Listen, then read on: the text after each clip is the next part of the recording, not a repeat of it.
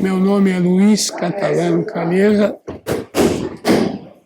Eu sou professor de Educação Física, formado em 1973. Fiz pós-graduação em Judô na Universidade de São Paulo em 74. Sou faixa vermelha e branca, 8º Dan. É um grau que eu recebi com muita honra em 2005, ou seja, há 14 anos atrás. Bom, a minha vida toda foi formada em torno do judô. Aos 10 anos de idade, através de um colega que me levou a uma academia para conhecer o judô. Então falou, olha, vamos lá conhecer, é muito legal, o professor é bacana, dá bastante atenção. Então vamos. E fomos à academia do professor Shigeto Yamazaki, que foi o meu primeiro professor. Professor esse que é tão renomado, que todos conhecem, que participou de 4 Olimpíadas como árbitro e foi considerado por muito tempo o melhor árbitro do mundo. Após o início do judô, um ano e meio, eu tinha um irmão que infelizmente faleceu, e faleceu cedo, com 52 anos, e que virou uma das maiores sumidades do judô mundial. E eu conversava com ele, Carlos, vamos fazer judô, é muito legal o judô. E ele, como era mais velho do que eu, 4 anos, falava, não, isso aí não é coisa legal, não é para mim, não quero fazer. E eu, de tanto insistir, o próprio professor Yamazaki convidou, ele começou. E realmente começou, foi um verdadeiro furacão dentro do judô. E isso é um orgulho muito grande que eu tenho, de poder ter levado meu irmão a fazer judô. E ele já direcionou aquilo que pretendia, os estudos que tinha que fazer, se tornando posteriormente professor catedrático da Universidade de São Paulo, professor doutor. E como todos se lembram, ele foi por 10 anos seguidos diretor da Federação Internacional de Judô em arbitragem. Infelizmente, uma doença, não conseguiu sobreviver. Bom, eu, paralelamente também, treinando, participei de competições comunitárias, competições universitárias. Como eu disse no início, tudo eu fiz em função do judô. Eu, nesse momento, achei que precisava estudar, precisava adquirir conhecimentos para poder ensinar. Não bastava só aquilo que eu tinha aprendido, não que não era importante e nem que não era suficiente, mas tinha que ter uma forma melhor para ensinar, uma forma mais fácil de eu me comunicar com as pessoas e de passar para frente os ensinamentos de judô. Então fui fazer educação física, depois pós-graduação, fui trabalhar na área universitária, trabalhei na área universitária, trabalhei na área escolar, trabalhei em diversos clubes, tive a grande honra, a grande alegria de formar mais de 100 faixas pretas, 4 kodanshas esses que são alunos de faixa branca até a graduação deles. Inclusive, o mais novo, o meu filho, o Fernando. E como já tinha afirmado, tudo em função do judô. Casei, formei família, tenho 5 filhos, dos 5, 3 trabalham com judô, são formados em educação física. Então, o que eu posso dizer? Eu só posso ficar eternamente grato de ter encontrado o judô. de ter feito o judô, de ter encontrado um professor, como o professor Shigeto Yamazaki, que me iniciou, que me ensinou, e que depois, o meu segundo professor, apesar de eu ter levado ele para o judô, ele virou meu professor, que foi meu irmão. E foi não só meu professor de judô, foi meu professor de vida. Eu comecei a fazer judô em 1957, então faz 62 anos. E muita coisa ocorreu nesses anos todos. Então o judô era tímido, era uma modalidade tímida. Poucos brasileiros praticavam judô. A grande maioria eram descendentes ou mesmo japoneses. Então foi uma época relativamente difícil por um lado e fácil pelo outro. Difícil por causa do relacionamento, que é natural. São culturas diferentes. A cultura brasileira é uma, a cultura japonesa é outra. Então, se aprendia judô com cultura japonesa. Só tinha aquele sistema, não havia um sistema brasileiro. Hoje em dia, depois de tantos anos, a gente vê que isso existe e que se preocupam os professores em ensinar de acordo com a sua cultura. As técnicas, elas são iguais no mundo inteiro. A forma de ensiná-las é que varia, a metodologia é variável. Com relação à organização, o Brasil deu um salto muito grande. A Confederação Brasileira evoluiu bastante. Muitas conquistas. O Brasil, em termos de conquistas de medalhas, como modalidade é a principal, uma das principais. No sentido de ensino também, muito foi desenvolvido. E o que eu espero que essa organização, que deu um bom salto, continue mais decisivamente para que todos tenham oportunidade de praticar, ter um local mais adequado para a prática, a verificação desse local, se ele tem condições materiais, se ele não tem, para iniciar o trabalho. Ter um planejamento, isso tudo depende da gente, da organização, das federações, da confederação. Não é tarefa exclusiva dela, mas ela pode contribuir aí, no sentido de orientar. E nós temos, como você sabe muito bem, na classificação das faixas, nós temos dois grupos. O grupo Dangai, que é antes da preta, de marrom, de branca a marrom. E o Dan, que é faixas pretas e superiores. E dentro das faixas pretas, uma terceira categoria, que são os Kodanshas, de 6º a 10º grau. Nessa faixa de Kodanshas, é extremamente importante que nós que participamos dessa faixa nos sentimos com responsabilidade de colaborar, de ajudar em todas as áreas.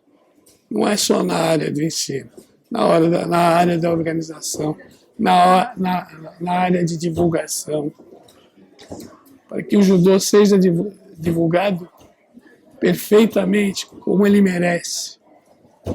O judô é uma arma poderosa na educação, mas tão poderosa que a gente não consegue aquilatar. Mas também pode não ser. Da forma que for ensinado, da forma que for organizado, pode ser prejudicial. Então nós temos que estar atentos a isso para cada vez mais aprimorarmos todos os setores. E o que o futuro espera? Espera que essa juventude possa seguir os passos desses mestres Kodanshas, que têm como missão conduzir o judô. E conduzir o judô não é levar o judô na mão. Conduzir o judô é educar através do judô. né? Não é só a parte formativa, importantíssima, não é só a parte competitiva, então também é importante a parte esportiva, tudo é importante. Tem as diversas etapas que devem ser passadas obrigatoriamente para ser um grande judoca, um grande faixa preta e um grande comandante. Essa é a minha visão. Então, nós já comentamos a respeito da parte de organização, que teve uma grande evolução, graças ao trabalho de todos, né? Não é de uma pessoa, de 2 e 10, de todos que estão envolvidos em judô. A confederação evoluiu, a confederação é grande, vai ficar grandiosa, depende de todos nós. Depende de todos nós. E dessa maneira, eu gostaria agora de abordar com relação às academias, os clubes, as escolas, falar um pouco a respeito do judô nesses locais. Como eu já havia dito no início, graças a Deus, eu tive a grande oportunidade de trabalhar em todas as áreas. Oportunidade essa que é mais um motivo para eu agradecer, de ter tido um colégio para trabalhar, ter tido uma academia para trabalhar, de trabalhar num clube competitivo, de fazer um projeto social. Isso tudo me enriqueceu, me deu muito conhecimento que eu pude passar para frente. Quando eu comecei, eram poucas academias, em estado também precário. A academia que eu fazia era uma academia de halteres, onde o professor tinha que tirar os pesos e colocar uns tatames para fazer a aula. Essa era a organização da academia. Isso em 57. Esse mesmo professor, com o decorrer do tempo, ele conseguiu ser um dos maiores empresários do judô nacional, juntamente com o Júlio Adirene de Brasília. Teve época com 10 academias ao mesmo tempo. Isso graças ao empenho dele, à dedicação e à evolução. Então, como já havia dito, uma academia, cuidado com o decorrer do tempo, cuidado que tem que ter na proteção, onde vai se praticar, tem um local onde deve ter proteção para as quedas, mesmo em pé, batida de cabeça, etc. Como você pode ver aqui, no Centro Militar, tem todo esse cuidado. E aqui nós estamos desde 1965. 65. Nós começamos o judô aqui em 65. Eu trabalhei até 95. O Fernando entrou de 95 em diante. Sempre foi a família. Meu irmão trabalhou aqui também. Trabalhamos juntos, meu irmão e eu. E outros locais, uma escola. Depende muito do profissional que é contratado de mostrar para a entidade o local onde é que vai fazer judô, o material a ser usado, a preocupação com relação à proteção e etc. Então, isso tem que ser cuidado pelo professor. E muitas vezes não é cuidado. Muitas vezes eu tive a oportunidade de ver falta de cuidado. Sem mencionar ninguém, sem mencionar nada. Isso é cada um de nós tem que fazer isso. Você vai ser contratado para trabalhar num clube em Brasília. O que o clube quer de você? O clube quer que você forme uma equipe campeã. Em tais categorias. Você vai apresentar um projeto. O que você vai precisar para realizar ou tentar realizar. Né? O que vale a tentativa da realização. Não é? Se for numa escola, onde as aulas de educação física já são bastante utilizadas, a prática esportiva também é bastante usada. É outro tipo de aula de judô que vai ter. E isso a gente só pode adquirir esse conhecimento com a vida, participando, errando, para depois acertar. Ninguém nasce sabendo. Antigamente, para a gente aprender a se defender no judô, isso eu lembro muito, e muito bem, a gente apanhava muito, no bom sentido. Ninguém está falando apanhar porque faziam maldade. Apanhar tecnicamente. Então ia defender o seu Inagê. Não conseguia defender. Ninguém te dizia, olha, tira a mão, gira o corpo, vira o quadril, projeta o abdômen para frente, desliga o braço, solta o braço. Não. Você ia tombando até a hora que você via que o braço tinha que entrar mais para cá, mais para lá para defender. Isso é um exemplo que serve para tudo. Então aí você vai pegar a escola antigamente, escola hoje. Academia antigamente, academia hoje. Não é? Então, os professores têm que ter grande responsabilidade nesse sentido, assim como as federações e a confederação. Não é? De dar o aval para essas entidades terem a prática de judô. Porque o judô é um esporte muito respeitado, muito admirado. E vai se tornar cada vez mais, mas depende muito das pessoas que conduzem. Aí o papel dos kodanshas com relação aos outros menos graduados. Porque ser kodansha não é ser autoritário. Ser kodansha não é ser dono. Ser kodansha não é eu falo, você cala a boca. Ser kodansha é saber ouvir. E saber, depois de ouvir, você tem razão. É melhor nós fazermos assim. Isso é ser kodansha. Isso é atingir o ponto ápice do kodansha. Porque simplesmente você ostentar a faixa, a graduação, e autoritário, tem que ser como eu digo. Eu já disse que é assim. Não, você tem que ouvir. Pode não ser assim. E se não for assim, você não vai ficar humilhado. Ao contrário, você vai ficar grande. Está aprendendo, pô. Quem não aprende com seus alunos? Eu, graças a Deus, agradeço muito a eles tudo que já me ensinaram e me ensinam. Eu perdi a minha mulher há 2 anos. Eu fiquei com ela 50 anos. E eu tive uma vida muito intensa. Ela participou muito. E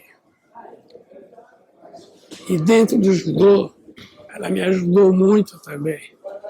E nós tivemos 5 filhos. Tinha que trabalhar muito, de manhã, de tarde, de noite. E ela sempre ao lado, firme, forte, estimulando, vai fazer exame, vai se graduar, você tem que ser árbitro internacional, você tem condições. E não fala, não fica comigo, não vai.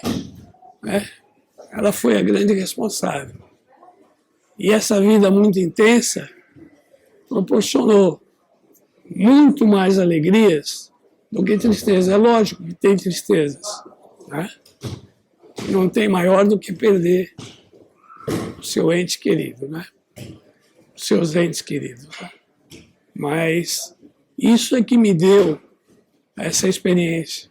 Porque era o dia inteiro. Eu saía de manhã e só voltava à noite. Eu via o Fernando dormindo. No final de semana eu tinha que ir para a competição, porque precisava ter uma equipe de competição para, paralelamente, ter um destaque. Não por vaidade, ter um destaque para poder melhorar a vida, para melhorar o trabalho, para ganhar um pouco mais, para ter um emprego melhor. Então, se eu tivesse um resultado melhor, bem trabalhado, eu poderia ser contratado por um clube maior. Então, era isso. Então, esse tempo todo foi só judô. Tá? E, graças a Deus, o Fernando também está seguindo a mesma. Eu tive a oportunidade de arbitragem, né? Eu comecei a arbitrar em 1974. Em 1974, na Federação Paulista de Judô. Então não havia classificação ainda. Não havia quadro de árbitros. Né? O primeiro quadro de árbitros da Confederação Brasileira foi formado em 1976. E foi organizado e formado pelo professor Carlos Catalano, meu irmão, falecido. E eu tive a honra de ter passado nesse exame também, em 76, para nacional. Depois, em 78, foi criado o quadro da Confederação Sul-Americana. Eu também, igualmente, fiz exame, passei a árbitro sul-americano. Em 85, no Rio de Janeiro, fiz exame para árbitro pan-americano, fiz de B, passei. E em 92, no Japão, Tóquio, na Copa de Gorokano, que é considerado o mundial dos mundiais. Quem já foi na Copa de Gorokano sabe disso, porque o Japão entra com 4 equipes. Todos os melhores do Japão entram. Então é uma coisa assombrosa, uma organização fantástica. Eu consegui passar para árbitro FIGA. Então é outra parte do judô que eu também trabalhei. Né? Eu ouvia, às vezes, brincando um professor, amigo, mas muito brincalhão. Fala, Luiz, presta atenção no que eu vou falar para você. Cada macaco no seu galho. E eu ouvia isso e me incomodava. Né? Fala, por que ele está falando isso para mim? Pensei, será que é porque eu sou árbitro? Será porque eu sou técnico? Será porque eu sou professor? Será que eu dou aula na universidade? Será porque eu dei aula no colégio? Será que eu organizo competições em âmbito municipal, estadual? Ué, estou fazendo isso não é só para mim. Então me incomodava isso. E eu não concordo. Tem macaco que vai em vários galhos. E tem que ser respeitado como tal. Ele não está indo em vários galhos para tirar o lugar das pessoas. Porque quando você ouve, parece que quer tirar. Não, você é árbitro, você não é técnico. Você é técnico, você não é professor. Você é professor na escola, não, na universidade, não. Como não? Depende de você. Estuda, pô. Se prepara, faz o concurso. Porque você entrar, trabalhar, se aposentar concursado, é diferente. Não é ninguém te deu um empreguinho, não. Você fez lá o concurso e passou. Então, você teve que estudar, teve que batalhar. Então, o conselho que eu dou é o contrário. Se você tem jeito de ficar em vários galhos, pode ficar. É só saber se equilibrar, né? Senão toma. É isso. Eu tive a grande felicidade de pertencer a essa família catalã. Meu irmão, 4 anos mais velho do que eu, e eu, 2 irmãos, somente 2 irmãos. E os nossos filhos. O meu irmão, como eu falei no início, inclusive, eu o levei para praticar judô. E depois ele se tornou meu professor. Eu acho que para você, em primeiro lugar, viver de judô, você tem que amar o judô. Você tem que gostar de judô. Você tem que... As técnicas, as posturas, as condutas têm que ser absorvidas sinceramente. Não somente uma representação. Não vou lá fazer teatro Eu sinto isso. Você tem que sentir isso. Que através da prática do judô, você pode ajudar as pessoas. Ajudar como? Esportivamente, competir, ter títulos. Ajudar como? Na sociedade. Quantos e quantos alunos você teve e terá que não serão campeões? A maioria. Sendo uma chave de 32, você vai ter um. E o resto, você pega, põe no saquinho e descarta? Jamais. Por que deu certo a nossa família no judô? Primeiro, porque tanto meu irmão quanto eu, quando começamos a ensinar judô, passar os conhecimentos, acima de tudo, as pessoas que a gente ensinava eram nossas amigas e a gente se preocupava no sentido mais amplo da educação, não só com o judô.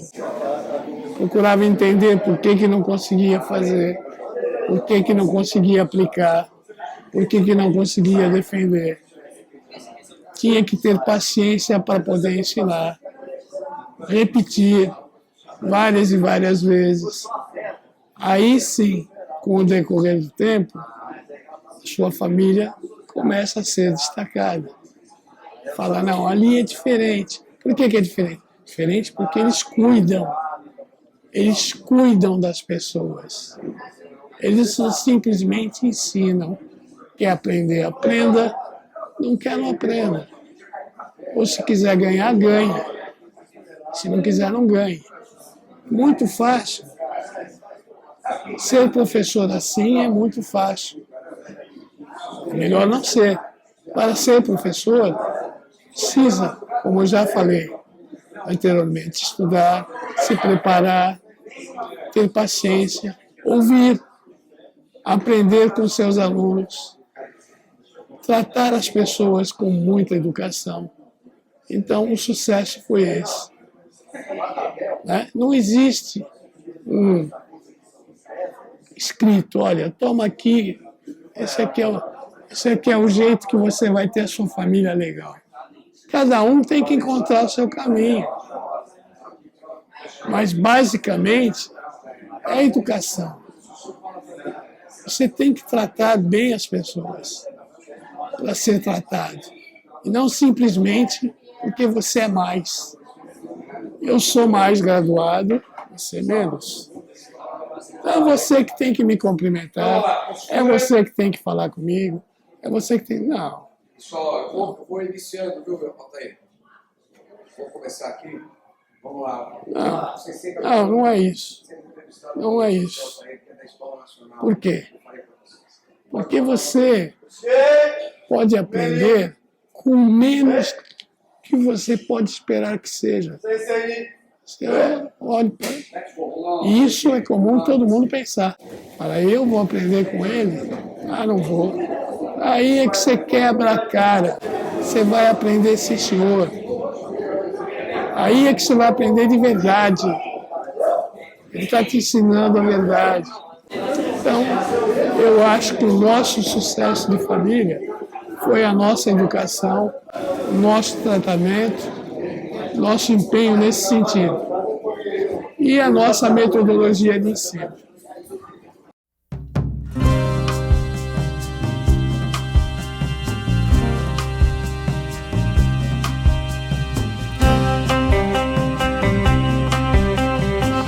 Porque ser kodansha não é ser autoritário. Ser kodansha não é ser dono. Ser kodansha não é eu falo, você cala a boca. Em primeiro lugar, viver o judô, você tem que amá-lo. Quantos e quantos alunos você teve e terá que não serão campeões?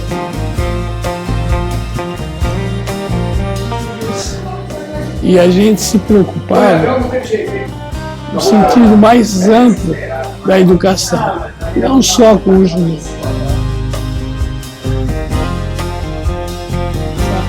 Aí eu vou aprender com ele? Ah, não vou. Aí é que você quebra a cara.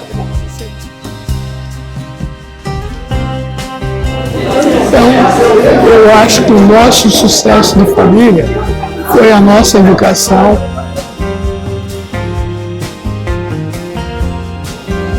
Eu, nesse momento, achei que precisava estudar, precisava adquirir conhecimentos para poder ensinar.